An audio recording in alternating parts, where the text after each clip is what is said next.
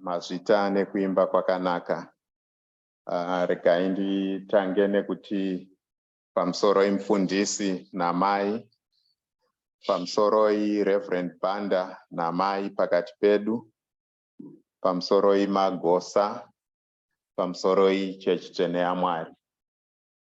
Ndiri kungodawo kutenda Mwari panguva ino nemukana wanhasi wekundiwanirawo chekuita mumunda wavo, kuti ameno kuti ndichasakura here kana kuti ndichafushira sora, asi ndichaedza sekutumwa kwandaitwa. Tisati tatanga ndanchikumbira mai muwanire mutipo munyengetero.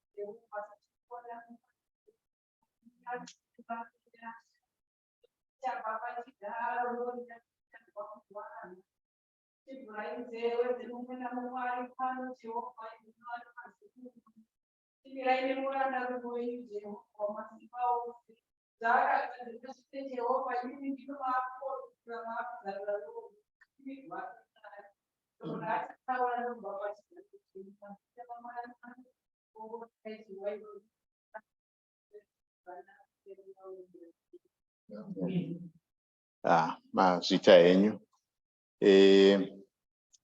Ndiri kungodawo kutenda Mwari nenguva ino taverengerwa Psalm 116. Ndaona kunge yakati rebei, ndosaka ndangoverengesa verse 12, asi vane mabhaibheri nevane nguva ndinofunga kuti chingave chinhu chakanaka kuti muzoverenga Psalm 116. Mungawana zvimwe zvamunganonga ipapo zvinogona kukubatsirai mukati meupenyu sekundibatsirawo kwazvakaita inini. Nyaya iri pano, I think matenzwa musoro wedu wenyaya uri pakuti how can I say thanks to the Lord. Inyaya yekutenda, nekuti I think mukutenda kwedu, mukunamata kwedu, mukufamba kwedu in all our relationship na Mwari, at the end of it chinhu chatinofanira kushowa is gratitude. Saka I think munhu wese anoita zvakanaka mukati meupenyu. Hazvina basa kuti chinhu chidiki chakaita sei. Chinhu chese chakanaka chaunoita, unotarisira kuti munhu anenge azvionawo kuti waita chinhu chakarurama anoti mazvita. Angave mwana mudiki chaiye kana dai tinotuma vana vadiki kuti ndigire mvura yekunwa akauya unonzwa anotombomira because ari kutarisira that appreciation yekuti chinhu chandaita chakanaka, ndateerera mubereki wangu, andituma chakati ndaita, saka ndiri kutarisirawo. Naizvozvo isusu mukati meupenyu pane zvimwe zvinhu zvatinoita zvakanaka zvatinotarisira kuti dai vanhu vayemurawo, zvichida neshoko diki diki rekungoti mazvita, chingave chiri chinhu chakanaka. I say this, tinoita ma-conversations nevamwe mukati meupenyu, especially kana tiri kuno kudiaspora. And I know kuti patinowanzosangana takaita zvatakaita izvi. Kazhinji the conversation always circles back to vanhu vari kuZimbabwe. And we talk about vanhu vari kuZimbabwe nekusatenda kwavo. How often have you been in a conversation yekuti munhu ari kuZimbabwe ukangomutumira mari chete ndopagumira phone call? Hauchamunzwa kufona kusvikira akuda imwe mari. Kana kuti kana akangofona chete akatambira hatombopi confirmation. I have said that to people, and I know I've heard people say that kuti vanhu vari kumusha ukangovapa mari hauvanzwe futi kutaura newe, havataure newe kusvikira vakuda imwe mari. And haafone kutaura kuti ndazowana mari yakuMoneygram, ndazowana mari yakuWorld Remit. Zvinotibata because you know you have done something that's good. But there is no acknowledgement yekuti chinhu chandaita chakanaka, munhu achitambira wachona ayemurawo here kuti zvandaitirwa zvakanaka. Dambudziko rake raainaro ndabatsira kuti rigadzirike. But what did I get in return? Which is the premise iri papisarema yataverengerwa nhasi yatiri kufamba nayo 116. Nyaya iri papisarema iyi ndeyekuti it's a Thanksgiving psalm. I think pane chikamu chiripo between Psalm 113 and 117 chema songs anonzi maHallelujah Psalms. Nenyaya yekuti aripo anotaura nenyaya yekurumbidza Mwari nekutenda Mwari, mainziyo dzaimbwa nevana vaIsraeri at the time of Passover, time yavairangarira kuburitswa kwavakaitwa muuranda naJehovha, vachipatsanura gungwa dzvuku, vachivayambutsa vachivaendesa mugwenga, vachivaponesa kubva panguva yavakanga vari paudzvanyiriri hwaFaro yakapfuura ngirozi yerufu pane sasa rese rakanga rakaiswa ropa, vachipfuura ipapo.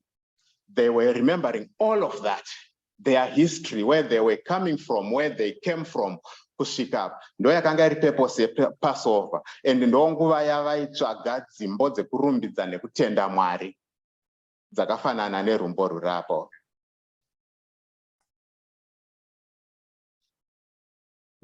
Muimbovunza kuti, what shall I render to the Lord for all his benefits? Shoko rekuti for all his benefits. Ma benefits, hapana munhu asingadi chinhu chinonzi benefit. Dai tanga tisina anything chatai benefita handifunge kuti nezuva ririko iri tingadai tiri muno mutese. But we are here because we are looking to benefit something, or we have benefited something from it.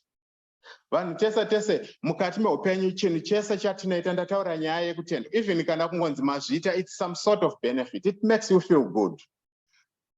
Mabasa atinotsvaga, unogona hako kuudzwa kunzi izvo salary yako 40,000, 50,000, 60,000, whatever that salary is. But what is the next question you ask? Benefits. What are the benefits? Pane pension here, pane health insurance here, pane ma-off day awo mangani, ma-sick days mangani. Those little things, ma working hours, you are looking for benefits. Do akare arikutaurwa kunzi isu tinawo ma benefits iwaya arikutaurwa kunzi what shall I render to the Lord? Because tine ma benefits atiri kupiwa naJehovha. But whether we acknowledge it or we don't, the truth is we are getting something out of it. Kumuka kwataita zuva ranhasi, it's a benefit. Kunge tiri pano tiri zvatiri izvozvo, it's a benefit. Kuve nemhuri dzedu ndanzwa vanga vachipa zvitendo vana mama mai muwaniri vachiti vakafamba rwendo vakadzoka nemhuri vari vapenyu vari vatano, it's a benefit. Gogoboka vataura nyaya yevazukuru, mhuri iri kukura, baba Tsambwa vataura nyaya yemakore ekuchengetwa. It's a benefit. Dai taisaziva kuti Mwari vari kutichengeta like that, tingadai tisiri pano, because we wouldn't see the benefit of being here at all.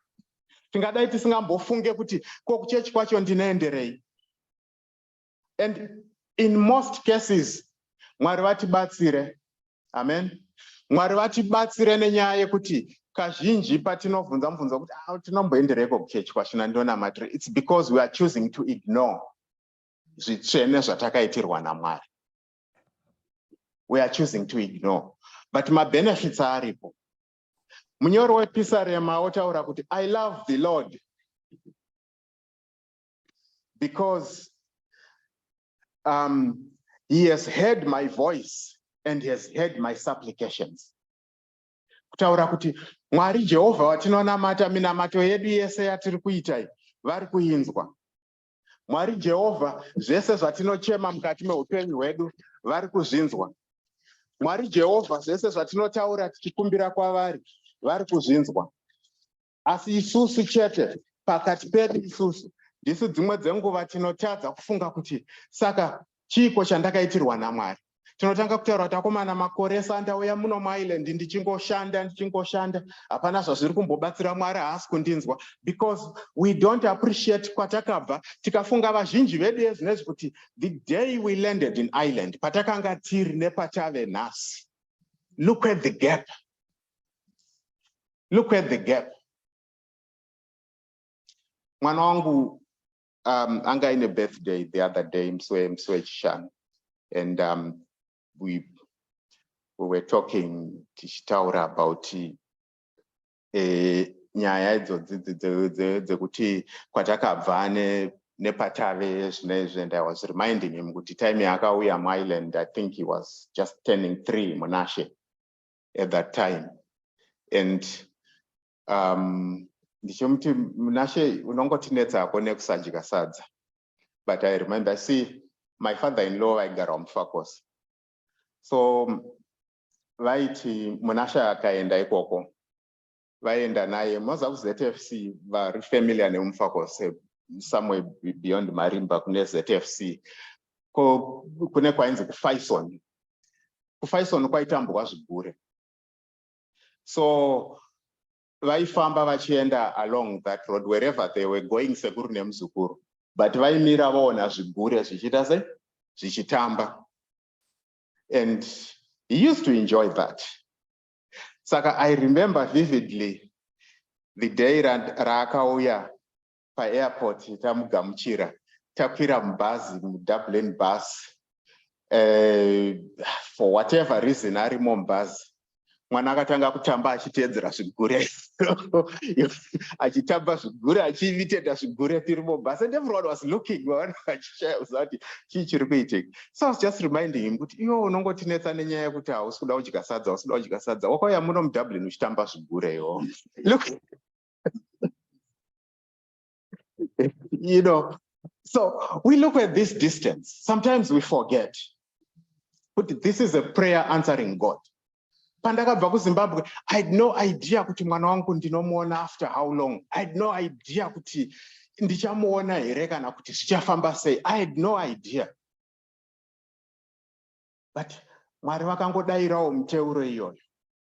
And he came, I think it was only about 3 months, and he was here, and zvinezvo atokura atomurume mukuru. The only worry atatongonayo yekufunga kuti tine mombe here mudanga. Because you know, so those zvinoita Mwari izvozvo. He is a prayer answering God. Minamato yakawanda yatinoita mukati meupenyu hwedu, mimwe inodairwa yekuti pane mamwe madoors anongovhurika ekuti dzimwe nguva kana zvakakuomera ukanyatsonamata kuna Mwari, you'll be surprised kuti pane rimwe door rangovhurika rekuti kana zvichinge zvangoitika so, you sometimes ask yourself kuti How come I didn't notice kuti ndingadai ndadai so? But ndozvinoita Mwari izvozvo. That's his benefit. Vanongokuvhurira rimwe door pausiri kuriona iwewe, because you're in the middle of prayer. You're in the middle yekutaura naJehovha kuti ezvina izvi zvaoma, I don't even know. Munoziva munamati wewo kuti sometimes you don't even know what to say. Who has ever been in a situation yekuti uruda kunamata, but zvakakutsitsira zvekuti you don't know what to say? You how often have you just said this kuti Mwari itai kuda kwenyu? Because you don't even know kuti ndotangira papi, kuti mwana ari kurwara nekuku, mbuya vari kurwara nekuku, uku kuri kudiwa mari yechikoro, ndiri kuda mari yerent, chakati chiri kunetsa. Everything is on me. Zvese zvakandowandira, zvakaremera, zvese zvakangomirira iwewe, zvakatarisa iwewe, and you don't even know what to pray for. Because zviripo zvese, this is the world we live in. And then suddenly something happens. Saka ndandichitambura nguva yese iyi, apa pakamira so, apa panogadzirika ka. And then we forget kuti it's the benefit of having a relationship naMwari. Dai Mwari vatibatsira, takwanisa kuziva izvozvo kuti Mwari vedu anotida, Mwari vedu anodaira minamato yedu, Mwari vedu anotinzwa kuchema kwedu, Mwari vedu is always there to open that door for us. And then sometimes there are times that in all those benefits that there are some prayers that he doesn't have to answer. There are some prayers he won't answer. And it's munguva tinofunga kuti Mwari vatirasa. Tigere munomu tinogona kunamatira zvinhu zvakawanda vadikani. Tinogona kutsvaga zvimwe zvinhu zvatinoda, tinogona kutsvaga zvimwe zvinhu zvatinoshuvira kuti dai ndawana ichi nechichi nechichi nechichi. Ugotofunga kuti komana, nguri yandakabvira kunamata, Mwari havasi kundidaira, nguri yandakabvira kudai, dai ndazenge ndani. Asi munoziva kuti chii vadikani? Pane dzimwe nguva dzekuti ukazotendeuka ukatarisa kwawakabva, unopfugama ukanamata kuti Mwari makaita zvenyamuna kudaira muteuro. There are some relationships that didn't work mukati meupenyu hwedu, dzekuti when you look back unoti Mwari makaita basa makandipfudza pai. There are some situations mukati meupenyu hwedu nemabasa mamwe ekuti you are thankful kuti Mwari makaita basa handina kuriwana basa iroro. Pane mamwe ma situations ekuti you look back and think kuti Mwari kwezvo mazviitirei at that time, and then you look back also na kuti okay, there was a bigger opportunity ahead of me. Nekuti Mwari vanondida, nekuti Mwari vanoziva kuti zviripo zvanhasi zvimwe zvachona hazvina kundikodzera panguva yandiri kuzvitsvaga. Dai tangodzidza kuramba tichivimba naMwari vadikani. Uziva kuti mukunamata, mukuchema kwedu, mukurarama kwedu, Mwari vanesu vakatichengeta muchanza cheruoko rwavo, vari kuziva zvatinoda nezvatisingade, vanoziva kuti chengeta, vanoziva kuti protecta, vanoziva kuti pfuudza mune dzimwe nzvimbo. Nekuti pane mumwe minamato, pane dzimwe nzvimbo dzatinoita minamato yekuti tinonyatsoziva kuti izvi zvikaizvi, I should not have done it. Zvimwe zviya zvatinomborangarira kuti akomana, ko chii chandanga ndichazviitira. Asi Mwari dai mukandiburitsa apa, handife ndakazviita futi. Mwari mukangondiyambutsa ipapa chete ndopandiri kuda. Zveshuwa mukangondiyambutsa ipapa, harvest yegore rino ndinoibhadhara nesalary yangu yemwedzi yese. Mwari mukangondiburitsa ipapa chete, handife ndakadzokorodza zvakadai. How often have we been in those situations vadikani dzekuti we have a protector in our lives? Mwari vanotichengetedza. I learned one thing kuti I was looking, ndaitsvaga kuedza kutsvaga mutsauko weGrace neMercy. Then I couldn't figure out kuti pachivanhu handisati ndakutonyatsonzwisisa kuti Grace mercy, what I can't differentiate that. So I wanted to find out grace, it's something that we get that we don't deserve. And then mercy, what is it? Mercy has more to do with forgiveness. Mercy has to do with God refusing to let go. Pane zvinhu zvatinoziya tiri pano tese kuti pane chinhu chaunoramba uchiita zuva nezuva uchiziva kuti ndiri kutadzira Mwari, Mwari vachikuchengeta nenyasha dzavo netsitsi dzavo vachikudzora vakakubata ruoko, iwe uchidhonza chete uchiti ndikuda kudzokera ikoko, vachingokudhonza vachingouya newe padhuze navo iwe uchiramba uchienda. That is mercy. Yekuti tsitsi idzodzo dzekungoziva kuti izvo apa pandiri apa munhu ndikamurega uyu, it's not going to end well. And then on top of that, he gives you the life you live. And that's grace. Because you don't deserve it. I'm a wretched man. I don't deserve it. Asi Mwari nenyasha dzavo, netsitsi dzavo, vanenge vachingotichengeta, vachingodaro vachitirira nesu. Tiri mukati imomo, vachitipa zvakawanda nezvakapeta zvinotaurwa naPaulos kuna Corinthians zviya kunzi he gives us abundantly and what? Exceedingly more than we deserve. Ndizvozvo zvakare izvozvo zvatinenge tichiita tichidhonzwa ipapo. Sometimes some of these things mukati meupenyu hwedu vadikani, the problem is we want to quantify it, but you can't. You can't quantify it. Ndosaka taizoimbirwa nevana, was it last week or the other week, vachitiimbira nyaya kuti the love of God is so wonderful. The love of God is so wonderful because it's so high. You can't get over it, so low. You can't get under it, so wide. You can't get around it. Oh, wonderful love. That is the love. That is a benefit that you can't quantify. That is a benefit yekuti haukwanise kana kunoudza mumwe munhu kuti zvandakaitirwa. Handiti tinozongotaura kuti taitirwa zvidhafu because you can't put a number on it. You can't put a number on it. Ndivo Mwari watinonamata vadikani. Ndivo Mwari vatiri kuvhunza, vari kuvhunzwa nemuimbi muzuva ranhasi kunzi, what shall I do? What shall I do? What shall you do? Mvunzo wangu kwamuri vadikani, neni pachangu takamira pano, what is inini chii chandakatarisira kuita? Chii chandichaitawo inini chekuti this is unquantifiable. Rudo rwatiri kupiwa naJehovha wedu, it's unquantifiable. But what can you do?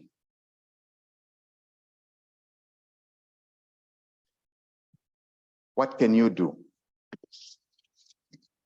Uri ipapo.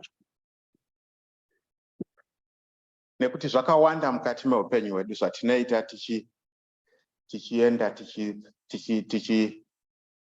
tichinodzokorodza tichiita, Mwari vachiuya vachitidhonza, tichienda tichimboenda. You know, I always I like to read weird things. I don't know, like you. I read Dante's Inferno. It's a poem, weird language. But when you read Dante's Inferno, there's a time when he describes hell and the 9 circles of hell. And he says there is a diagram there. And in front of the diagram, as you enter the entrance of hell, there is somewhere where it's written at the top, anyone can enter. Why he says that? Katibatisise ipapo vadikani. Sevana vaMwari. Kurasika is a very, very easy thing to do. Anyone can enter. Mugehena usingambozvifungira kuti ndo zvauri kuita. Sometimes uchitozviziva futi kuti ndo zvauri kuita. Munoziva kuti it's very easy. You can just walk in. Dzimwe nguva uchiziva wakatarisa uchinyatsoziva kuti pandiri kupinda napo apa hapana kururama, I am not supposed to be there. Zvandakuda kutaura izvi, dzimwe nguva unotonyatsoziva kuti I'm not supposed to be saying this. but it just comes out. You just walk, or you just say things, you just do things because anyone can enter. As long as the Lord protects us.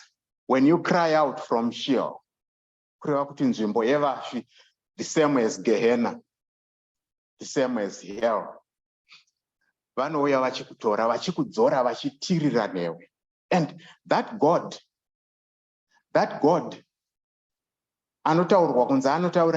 the wages of sin is death. But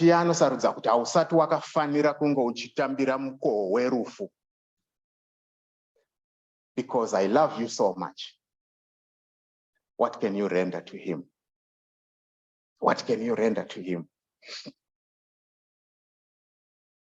I will take the cup of salvation. Those who put out I will take up the cup of salvation. I will accept his mercy and I will receive his offer of eternity. I will take up the cup of salvation.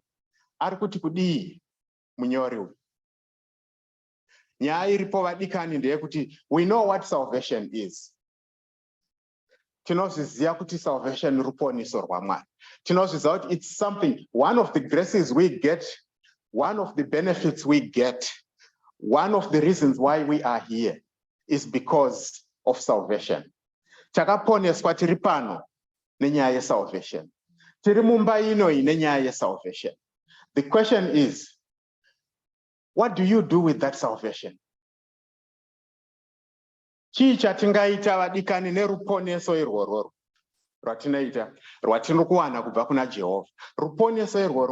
will I accept that? And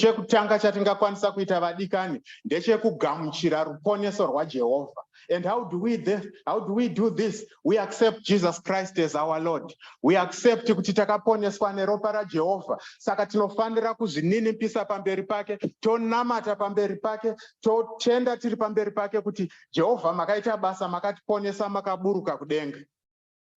The cup of salvation. Lift his name high. I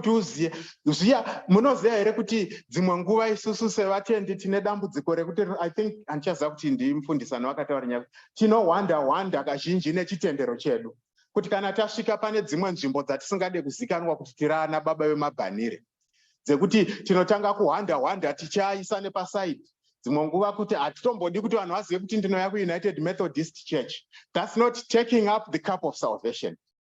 Tiri kushora zvatiri kupiwa naJehovha.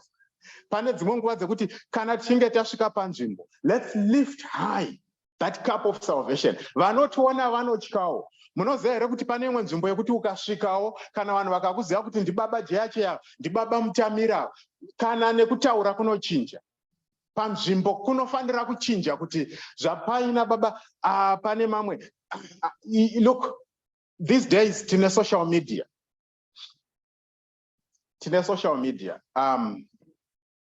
Inini, I have a habit of switching off a lot of groups from social media. Chinhu one chandakadzidza ndechekuti, especially nema WhatsApp nema videos. There is a video yandisingakwanise kutumira baba Mutamiri. Nekuti hunhu hwababa Mutamiri nezvavari hazvina kufanira kuti nditumidzire zvinhu zvakadaro kwavari. There are a lot of things zvekuti ukatoona munhu achikutumidzira a video, pane imwe yawanotonyatsoona kuti it actually reflects what that person thinks of you. Nehunhu hwako hwaanofunga kuti ndo hwauinawo. And when you engage in that kind of thing, newewo you're actually confirming kuti ndo zvauri. You're confirming kuti ndo zvauri. Nenzira yekuti pane zvimwe zvinhu zvisingafanire kuitwa nemunhu akatambira rudaviro, nemunhu akatambira ruponeso, nemunhu anofanira kuti kana achinge afamba uko anenge ari exemplary kunyika yaari kufamba, kuti is lifting the cup of salvation, achideedza zita raJesu pamusoro-soro, achitaura kuti inini ndakaponeswa ndiri Mwari. Pane zvandisingaite, izvi ndezvenyika izvi. WhatsApp group yenyu yekutumidzirana zviya zvana maitititi nanani, izvi ndezvenyu, isusu hatiite izvozvo nekuti takaponeswa. Takabva ikoko.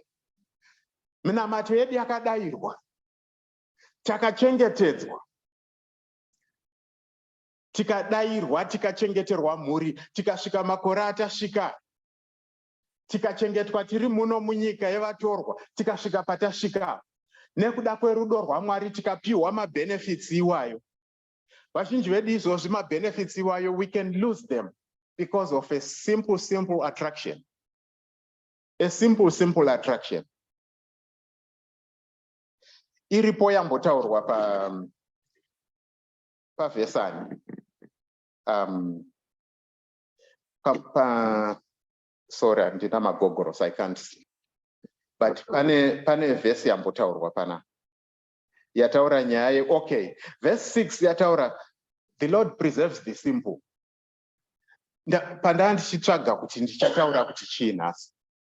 Ndambozvifunza kuti kana zvichinzi preserves the simple, simplicity yachona iri kutaurwa ndeyei.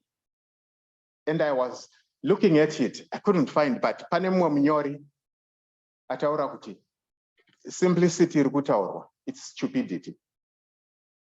It's equivalent to stupidity. Netutaura isusu tine hutera humwe huri equivalent to stupidity. Watinawo, watagara tinawo mukati meupenyu.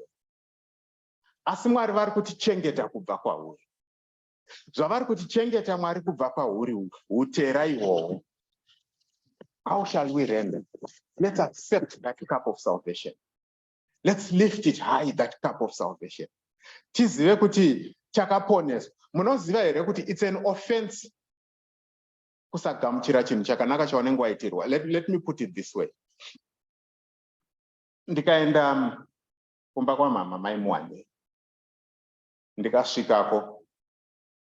Mai Muwanire vanoti mukwasha wavauya. Vagobika vagofraya. Potse musi wei vanofraya zvavasingachimboita mazuva ese kunyangwe baba varipo. Anditi vapedza kudaro vondisira tafura pambera. Ini ndikaramba kudya. That's very rude. Amen. Is it rude? It's but hazvina kunaka, anditi hazvina kahundu kazvinopa, hazvina chiremerera chazvinopa, hachina. I think it's disrespectful when something like that happens. Saka isusu tiri panguva vadikani yekuti Mwari vari kuti ivo ndakakutumirai Jesu Kristu akafamba nemi panyika akakuparidzirai nezveutsvene hwedenga akakusiyirai utsvene hwedenga panyika ino akaroverwa pamuchinjikwa ropa rikadeuka achitaura achiitira kuti zvitadzo zvedu zviponeswe akafa akanomuka muguva akauya achiti ndaane simba rese ndaakudzokera kuna Baba akatisiyira mweya mutsvene kuti urambe uchitiponesa isu toramba kutambira izvozvo. We refuse to accept that salvation. Sei vadikani tiri kuramba kutambira izvozvo zvitsvene zvakadaro? Why can't we do it? Mwari havasi kutsvaga zvinoshamisa kwatiri. Mwari vari kungoti accept the salvation, accept that cup of salvation. Gachira izvozvo tifambe tese. Just that relationship pakati pako neni ndo yandiri kutsvaga. Just that relationship. I know zvandinoita ini you can't quantify it. Saka you can't even quantify zvaunokwanisa kundiitira. You can't put a number to it and you can't even afford it. Nekuti zvakakurisa. I just want this relationship. Amen. This relationship. Ndo yatiri kutsvagirwa naMwari. So how else can we render our thanks to the Lord? Munyori otaura kuti I will thank the Lord by calling on the name of the Lord in prayer. Nyaya yemunamato vadikani chinhu chakakosha muupenyu hwemutendi. Nyaya yemunamato chinhu chakakosha mukati meupenyu. I don't know how many times you can say this. I know dzimwe nguva ndinozvikanganwa ndambozvitaura hangu nyaya.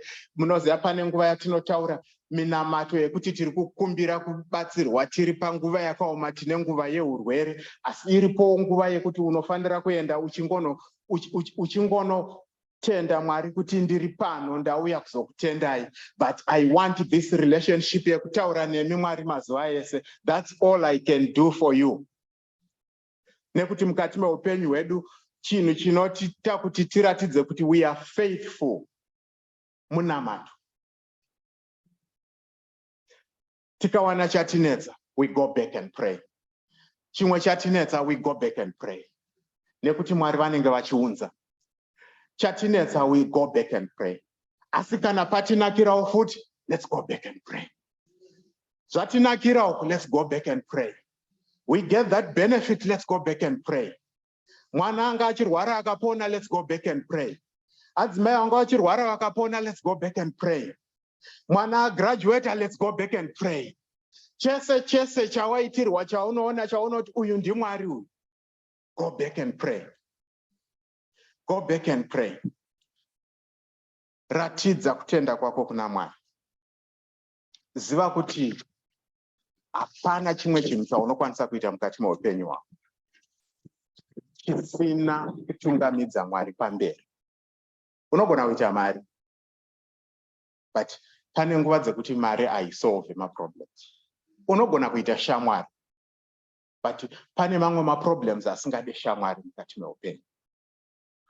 Unogona kuwana zvimwe zvinhu zvatinokwanisa kuwana pano panyika, but munoziva chakakoshera muteuro ndechekuti just by kneeling and praying uri kutaura naMwari kuti Lord, you are my first choice. Before everything else, before money can help me solve this problem, if you are not there as my first choice, nothing else will ever work.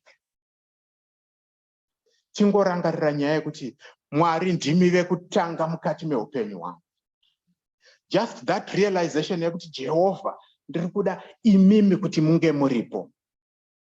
Mufambe neni, this journey yandakufamba iyi. It might be a difficult one, or it might be a good one. For all we know, the Lord's benefits. But Mwari, kuti iitike aiitike ndisina kutanga nemi. Make the Lord your first choice.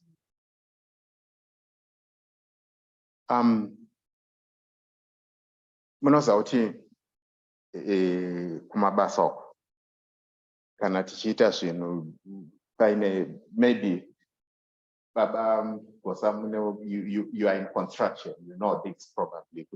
If you want a job done, munesa machi munesa matenda, they are looking for bids. They are looking for bids. Kuti tuda kuona kuti who is going to provide the best service. But pane vamwe vanhu vekuti maakutoziya kuti this, we don't even have to waste time tichinotsvaga mabids, because this person will do the job we are looking for. Kuti riitweka zvisina kana kunetsana nevanhu, zvisina kana chiitoziya kuti the pricing is right, basa rachona richaitwa zvakanaka and on time and within budget. But why is it that we want to ask God to put bids kana mukati meupenyu hwedu? Okuti Mwari anofanira kukombita neshamwari yangu ninga nemota, achakombita nasekuru wangu vane mari, achakombita neng'anga yekwanhingirikinia inoshopera zvakadai, achazoita zvakati. Why are we doing that? Why do we always settle for God last? After all these benefits, why can't we put God first? Mwari, you don't deserve to be compared to anybody else. Mwari ndimi wekutanga mukati meupenyu. Zvichanaka, zvichaoma, but I know kuti whatever the situation, you will see me through. Daitangokwanisa kuwana that discernment yekuziva kuti Jehovah, famba ineni. Tangoziya kuti tinovakumbira kuti vafambe nesu. And then chekupedzisira, I like this finance chair.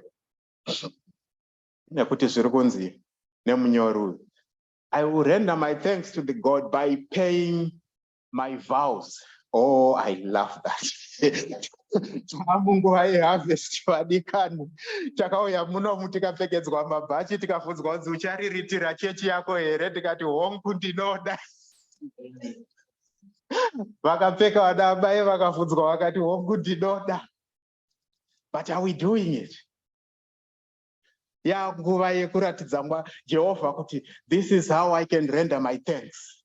My vows, zvawakavimbisa iwa hapana akadhonzwa kunzi uya kuno. Tese takapfeka mabhanire takatoenda tikanotaura kuti I think I'm ready. And we made that vow. We made that vow vadikani saka kana takaita, why can't we keep it? Mwari watiri kunamata has delivered on all his promises. He has delivered on everything that we ever wished for. Abundantly, so to speak. So why can't we do this? With sacrifices, panotaurwa nyaya yemasacrifices. You know, this is the thing about sacrifice. Nyaya inoitika nemasacrifice ndeyekuti they call it a sacrifice because it's not easy to give. Nambe ndichitaura nyaya yekuti kazhinji vanhu ati ukanga uchipa chinhu kungoburitsa chinhu so uchipa sometimes. By vamwe takangobarwa neruoko rusingatambanuki. Saka kutambanudza tichipa, it's hard. So you have to really stretch that out. But dzimwe nguva the sacrifice comes because zvakatiwandira mukati meupenyu hwedu. We know kuti tiri muno vamwe tiri kubhadharira mhuri dzakasara kuZimbabwe maschool fees, tiri kuvaka kuno tine marenda anoda kubhadharwa, tine vana vanoda kuenda kuchikoro, tine this and that, everything that needs to be paid for. So sometimes it can become difficult to say ndiruda kuita zvakati for my God. But Mwari vari kutaura kuti kunyangwe zvakadaro zvazvo, munyori ari kutaura kuti kunyangwe zvakadaro zvazvo, make it a sacrifice. Why a sacrifice? Because look at where God has taken you from and where he has put you. So why can't you make that sacrifice and honor your vow? Nambotaura nyaya yekuti pane mumwe munamato yatinonamata vadikani yekuti unonyatsozviziva kuti apa pakapa zvandaita izvo hazvina kufanira. Unenge uchingoti Mwari dai mandipfuudza apa, Mwari dai mandipfuudza apa, Mwari ende mukandipfuudza apa, Mwari zvese ndinoita, zvese zvamunoda ndinoita. But when it comes to the actual giving, you start thinking, but it wasn't that bad. That's what always happens in things like that.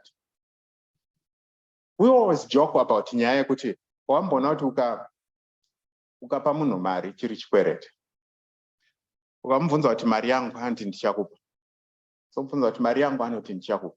Pauzomubvunza unzwa kuti aiwa kutondinetsa ndika 20 euro ndofunga kuti kadoshabisa here. Because paying back is so difficult. Even dai wakapromisa kuti ndokupa musi weFriday chaiwo ndiye ndichikupa. Paunoibata musi weFriday utakufunga kuti but iye anoidi. Iye anoidi. That's how we fall on our vows. But munyori ari kutaura ari kuti simbisa vadikani kuti if only we can pay our vows to the Lord. If only we can do that. If we can make that sacrifice. If only we can. Masikata ano adikani. Ndakupedza kudai. Kuda kuti kutenda Mwari kune nzira dzakasiyana siyana. Munhu nemunhu anoziva zvaakaitirwa naJehovha mukati meupenyu hwake. Munhu nemunhu anoziva kwaakabviswa nepaari panguva inoyi. Tese tiri munomu, we know our situations. We know why we are here. Zvimwe tinogona kusazvitaura pamberi pevanhu. Zvimwe tinogona kuzvitaura sezvapupu. But every one of us here has a story to tell about God and his goodness. The only question is, do you have a story to tell about how thankful you are to your God? Dai Mwari vatibatsira vazarura hana dzedu. Tiwane mweya iwoyo wokungoziva kuti tinodzosera sei all this zvabvunzwa nemuimbi. How can we render thanks to the Lord? Dai Mwari vatibatsira, dai Mwari vatiitira zvakanaka, dai Mwari vatipa nyasha idzodzo dzekuti tiziyewo kuti papaurwa panodzorerwa. Sometimes we even grumble vana vedu wani kana vakuenda kumabasa kuti vana ava vamboziya kuti takatotambura tichibhadhara school fees ezvina kusenza akupe kana dhora chairo. We do that. Then think of all the bountifulness we have received from our Lord, and we can't give something back, something as little as a prayer, something as little as kungopaura padiki pawina wepapo wodzosera. Kungopane moyo wese uchiziya kuti ndadzosera kuna tenzi. Kungopfugama nemabva ako uchiti Mwari, I acknowledge kuti mandiitira zvakanaka mukati meupenyu wangu, ende mucharamba muchindiitira zvakanaka mukati meupenyu wangu.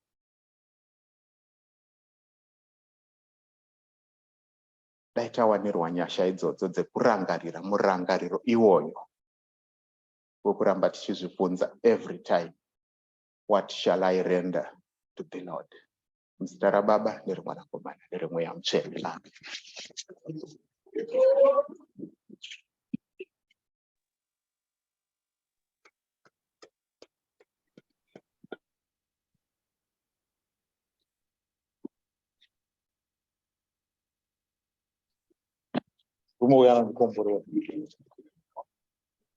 Anondikomborera kana apinda panapa anoita zvinhu zvababa handizvo here. Hazvitsiviriki, hazvitauriki zvaanenge achitaura panapa, tafunga zvinyoronyoro, asi mubvunzo uripo kuti tinomuitirei Jehovha? Chimbotarisa kwawaka. Vamwe zimhanza dzatoratidza kuti pre-independence. Chimbodzoka kwawakanga uri. Takaberekwa mubocha kaizvi, handimbonyara kuzvitaura izvozvo. Takaberekwa mubocha, munjera, maimwani vangu vazwa zvakuita, munjera, mujecha. Ndokubviswa ikoko nenyasha dzaJehovha. Handei nayo, mukaenda kuzvikoro, nyasha dzaJehovha. Tikawana mabasa, nyasha dzaJehovha. Tikamusedza imo muZimbabwe mukarwadza, tikawanirwa mukana wekupinda muno. Takazvisiya ikoko. Mazuva ashona nyaya mufakozi.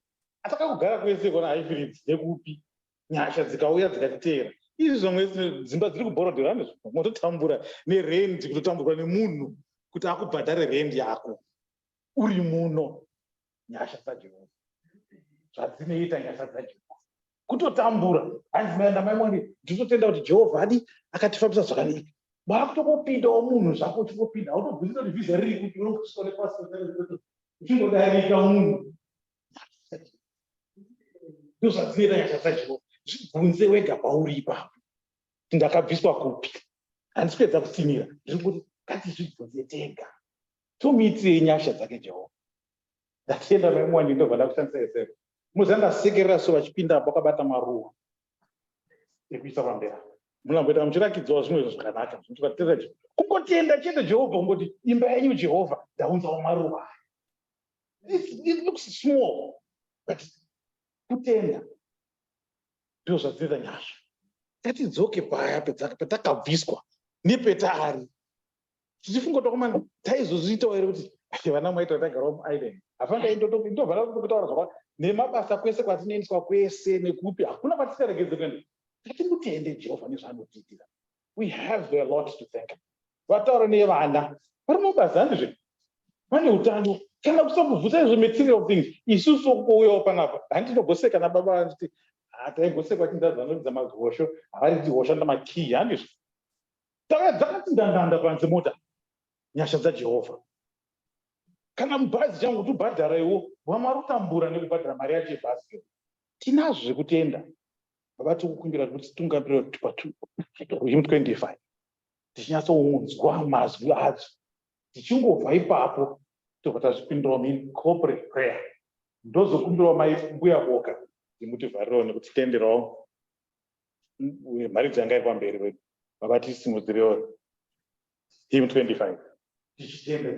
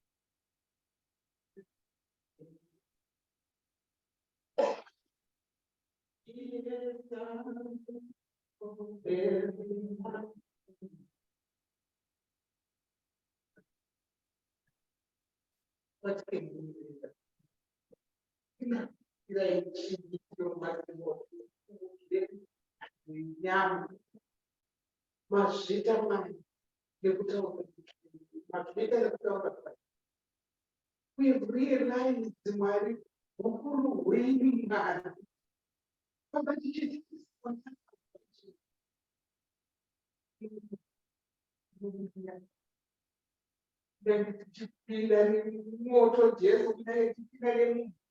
But you see, yes, it is not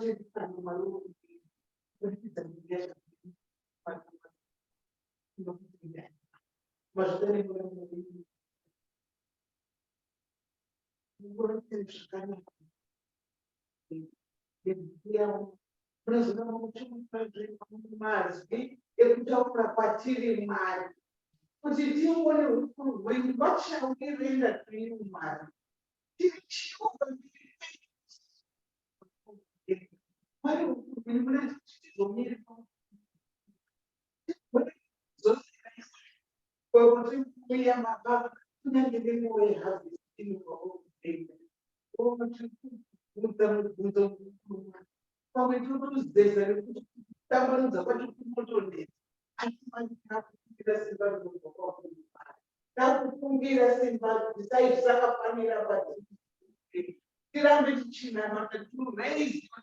Baba, to lift your name on high, oh Baba. Baba, salvation in you, have to put armor, my Panukuina, wish you must. When it's a number, must cut down. That's the station. Wrapping up in the home. There are one about many. Many of the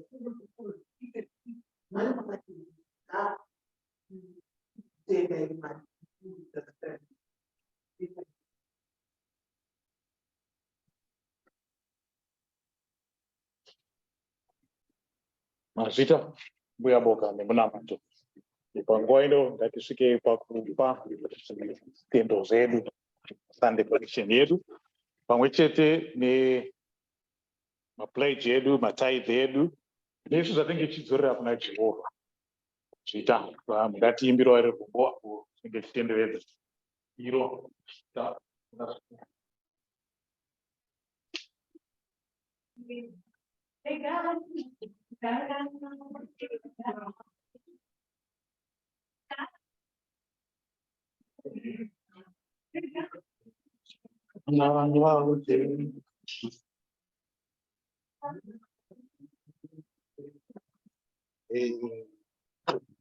Angahwe kutenda Mari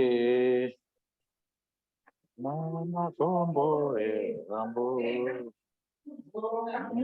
kutenda Mari Angahwe kutenda Angahwe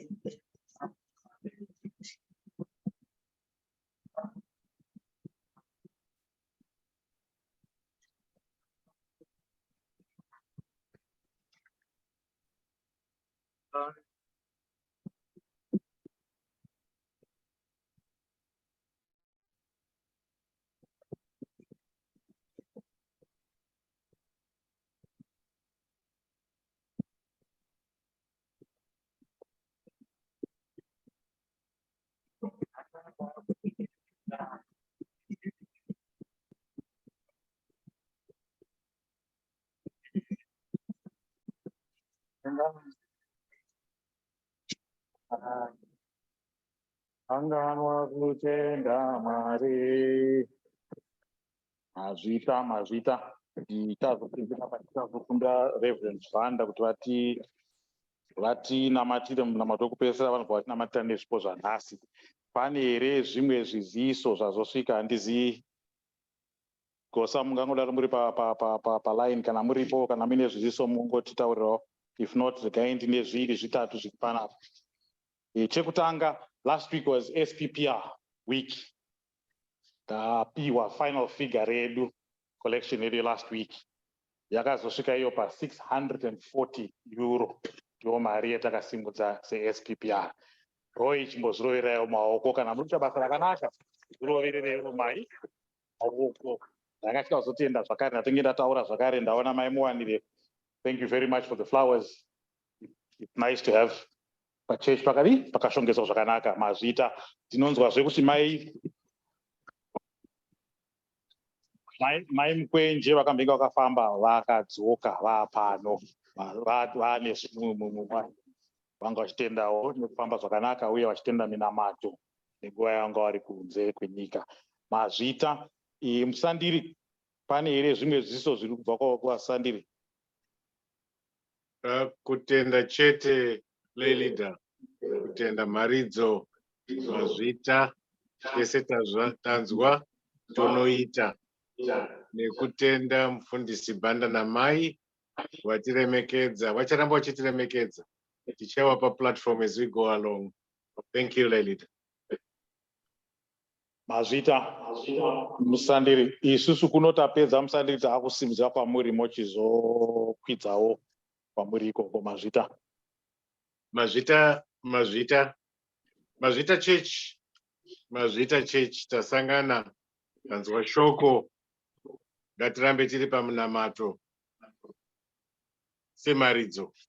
Zvino izvi ndaakusiyira nguva kuna mufundisi Banda, Reverend Banda, vachiripo here? Ndiripo. Mufundisi, itai zvenyu zvamunoda, kana muchida kuita comment or anything, mubva mazotinamatira nekuti gashidzawo nyasha. Maybe mimi ndimi muchatiudza patichaimba appropriately hymn 232. Mazvita mufundisi? Ndoda kuti tingaimbe iko zvinezvi 232. Vamutamiri, ndaziva murimomo, kana anogona kutitangira titangirei.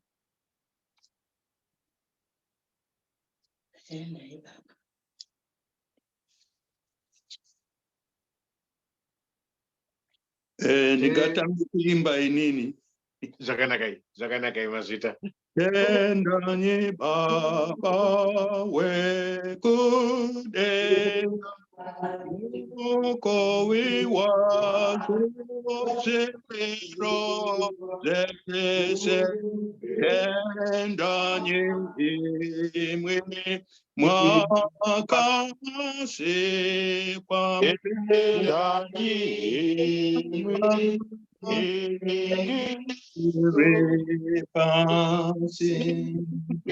Tendanye imwe ingerosi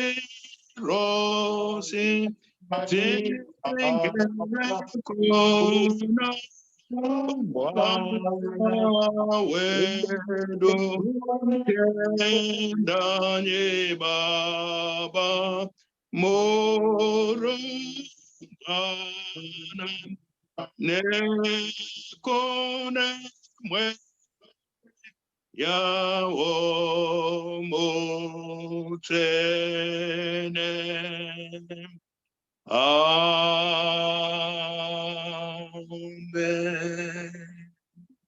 Tisati tapa nyasha, tinoda kuti titende muparidzi auya nesoko ratisimudzira mumwoyo. Soko rinofana kuti ritaurwe panguva yebupuro kudai, nokuti nguva dzimwe tinokangamwa kuti tinoitei.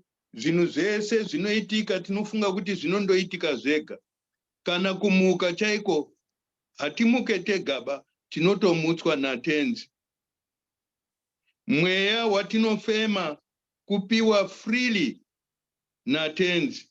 Mvura, zuva, zvese izvo zvizvi mabenefits anopiwa kune zvisikwa zvaMwari. Mwari uyo ane rudo rusine mugano. Zvinoshamisa kwazvo tikatarisa kwese kwese kuti tinomupei Mwari, nokuti zvese ndezvake zvakare. Tingamupe here zvinhu zviri zvake? Tinokwanisa kuti tipe zvakare mwoyo yedu. Ndiro chipo chikuru chinopfuura zvipo zvimwe zvatingape kuna Mwari. Kuzvipa isisu sesacrifice, kupa kuzvipa kuna Mwari zvachose, kuti inini handichanamate chimwe chinhu, inini handizoise chimwe chinhu pamberi pangu ndichichipfugamira. Ndinopfugamira iye akandisika, akandisarudza kuti ndive munhu.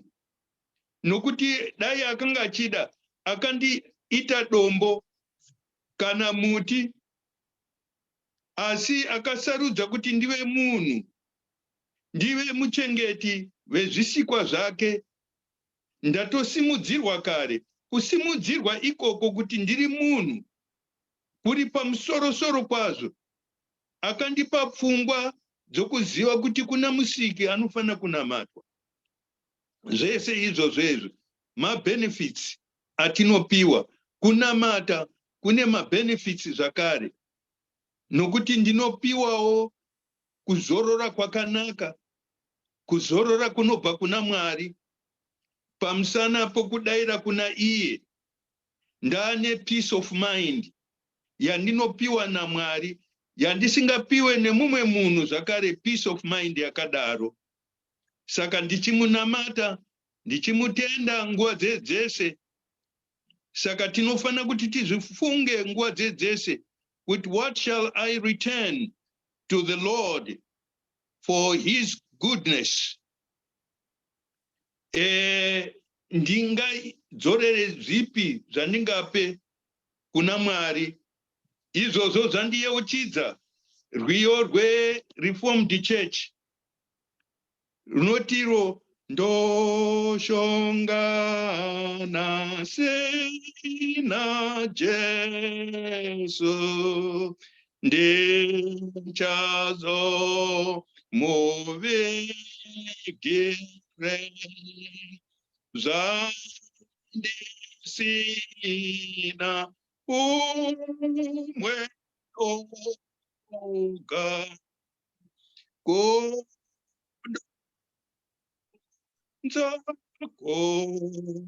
konashe ndoshongana sena Jesu ndichado mugire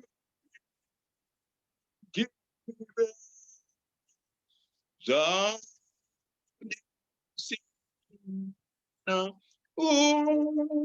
umwe oga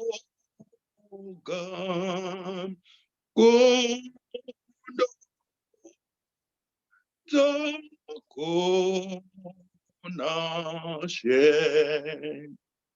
Mwari akomborere muparidzi wedu. Mwari ape kuona kwakakwirira kune muparidzi wedu, uyo atumika kutitaurira masoko anoshamisa, masoko anomutsiridza mwoyo, masoko kuti tizive kuti tinomutenda Mwari nezvese zvaanotiitira neupenyu hwedu. Hapana chedu kana chimwe chete chatingati ichi ndakazviwanira ndega, zvese kupiwa. Nemhuri kupiwa, vadzimai vatiri kuroora, varume vatinoroorwa navo kupiwa. Saka zvese takatopiwa. Tikatarisa mashure kwatakabva, zvakanga zvisingataurikeba, asi akativandudza kuti tive zvatiri iko zvino. Tiri kufara uye tiri kutarisira chipo chimwe chatichapiwa. Mashure mukupiwa chipo chikuru pasi pano chatenzi wedu Jesu Kristu, tozopiwa zvakare chipo cheupenyu usingapere kubudikidza nokutenda kuna Mwari, kubudikidza nemwana wake tenzi wedu Jesu Kristu. Mwari atikomborere, Mwari atisimbise.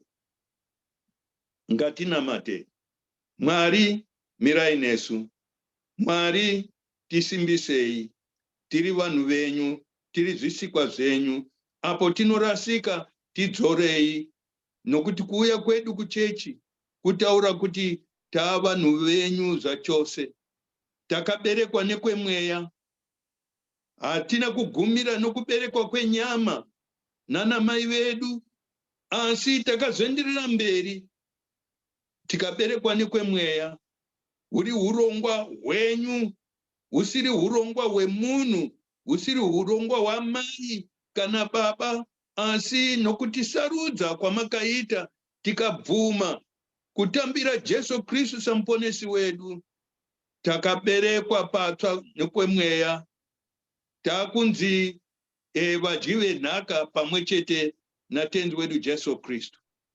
Tikomborerei Mwari Baba, itai kuti tikure mukutenda kwedu, tirege kudzokera mashure, pasave kana chinhu chimwe chete chingatidzorere mashure, asi rudo rwedu natenzi wedu Jesu Kristu rurambe ruripo narini narini. Zinototi nyasha dzachiwedu Jesu Kristu. Nerudo rwaMwari Baba nokuwadzana kwomweanoera. Zvitifukidze tese, tinzwe simba risiri redu, kushandira tenzi wedu, usiku usati wasvika.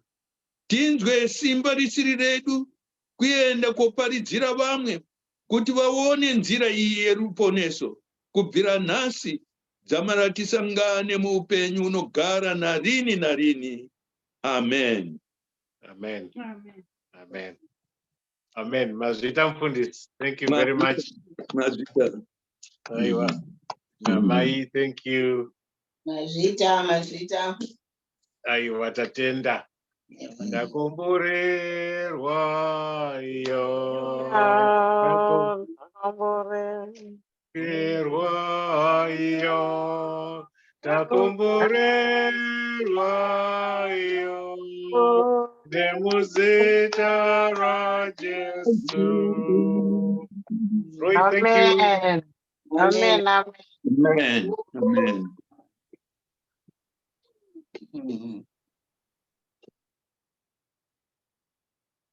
Ngatichi yatapedza. Thank you very much, Mazvita. Church Mazvita. Mazvita. Mazvita.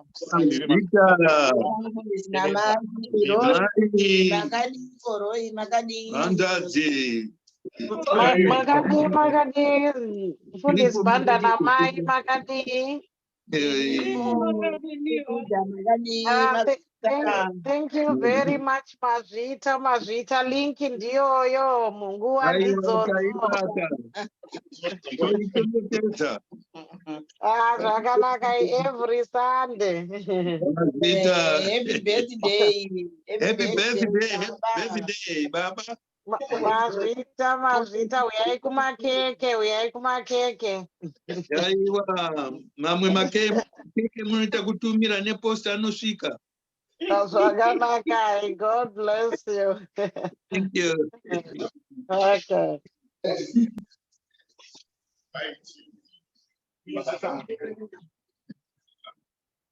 you.